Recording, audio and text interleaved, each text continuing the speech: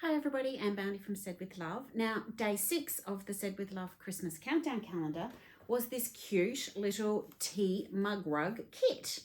So we gave you a cute little mini pattern and then all of the little goodies to make your little mug rug. So a little bit of batting, the gorgeous tea cup fabric from Ruby Star Society, cute little teaspoon fabric for the back, and then there's a little bit of scrappy cute fabric in there that's just to help you quilt the front of your teacup mug rug.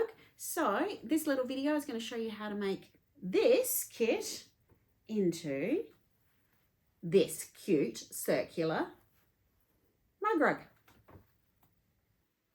So these are the things that were in day 4, I think it was, of the Said With Love Christmas Countdown Calendar, but you can grab any of these things from your own stash.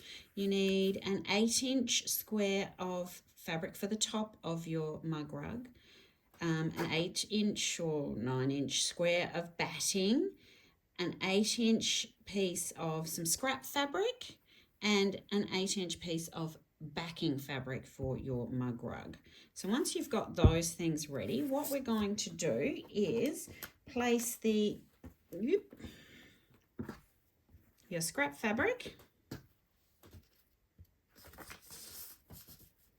going to place your scrap fabric face down, but really it doesn't particularly matter. We're going to put the batting on top of that, and we're going to put your top fabric on top of that, and making sure that they're sort of centered, so that we are going to be cutting our shape, our circle shape, so we don't have to have it perfect, but once you've got those created into a quilt sandwich or a mug rug sandwich, what we're going to go and do then is go and do some quilting on this. So whether it's straight lines or you want to do some free motion perhaps around your teacups or some swirls, whatever you want to do, but we need that quilted. So I'm going to go and do that, and I'll come back and show you what I did.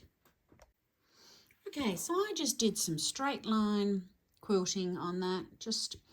I did it by eye. I was hoping to do some free motion quilting, but my plaster cast is not letting me do that sort of stuff. So once we've got that quilted, we're going to place the teacup fabric face up for us, and we're going to put the teaspoon fabric face down. Now, if you want them going the same way, maybe I'll do that. Put that one face down, just sort of center in the middle. And I'm just going to put a couple of pins through all of the layers just to hold them all together. And then I went and found something from the kitchen, and it was just a bog standard bread and butter plate that is about, let me just double check, it was about 7.5 inches, which just fits nicely in here. Just make sure that you're got all layers on all sides. So yep, that's about right. And then I'm just going to take my marking pen. This is the Air Erasable Sew Line pen, and I'm just going to do a mark all the way around.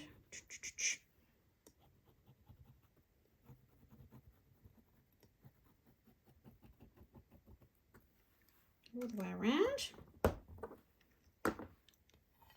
Then I'm going to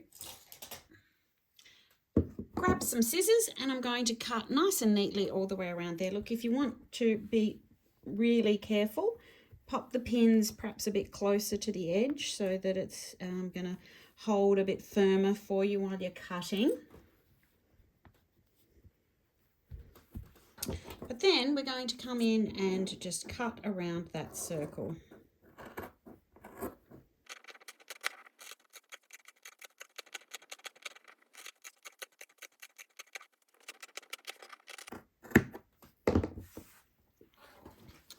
So once we have the circle cut out, so we've got our right sides together. There's the right side of our back and the right side of our front. We've got the right sides together. What we're going to do then is sew 1/4 inch seam all the way around, but we're going to leave about a 2-inch gap so that we can turn it inside out.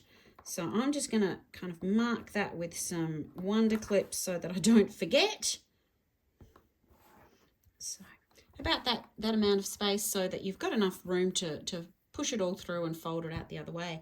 So I'm going to go and do that seam all the way around, about 1/4 inch in. Take your time with this. We want your circle to be as circle-like as possible. So just take it nice and slow and follow your way around.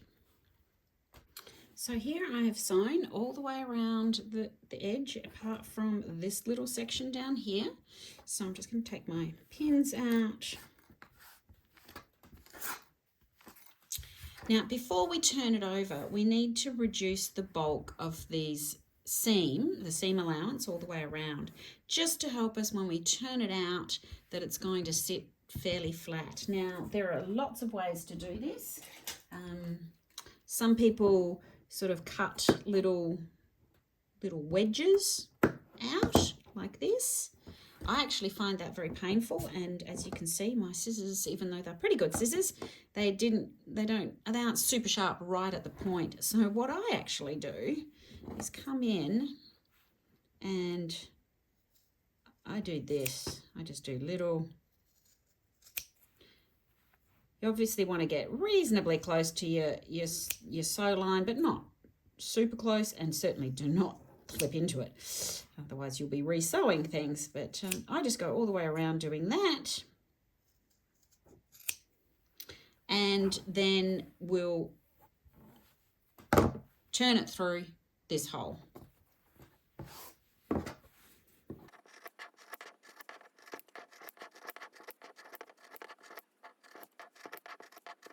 Now, don't clip your seam allowance on your opening hole, because you need that to be able to fold that fabric back neatly in a second. So now's the fun of turning it inside out.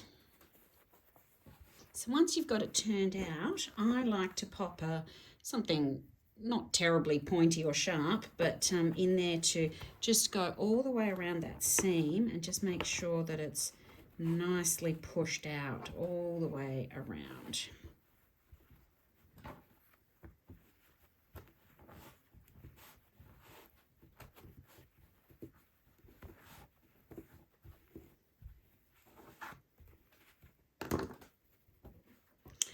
Then we're going to take it over to your ironing station and give it a good press all around that outside circular seam.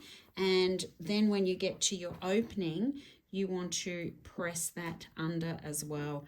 And I take some Wonder Clips with me to the ironing station so that I can hold it down and make sure that this has also got a nice curve to it as well. So go and do that, and I'll be back in a second.